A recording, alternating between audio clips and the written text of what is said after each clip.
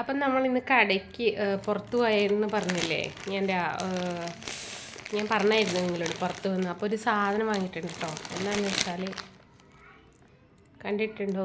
Clear ഉണ്ടോ അറിയത്തില്ല. Clear ഉണ്ടോ എന്ന് നോക്കട്ടെ. അപ്പോൾ നല്ല ചൂട് പറഞ്ഞാൽ സഹിക്കാൻ പറ്റില്ല. അപ്പോൾ ഇതാണ് കേട്ടോ ഈ സംഭവം എന്ന് പറയുന്നത്. കണ്ടോ? ഇതെന്താണ് അറിയുന്നവർ കമൻറ്റ് ചെയ്യുക, അല്ലെങ്കിൽ ഞാൻ തന്നെ പറയാം കേട്ടോ. ഇതാണ് ആഗ്രാപ്പേട്ട.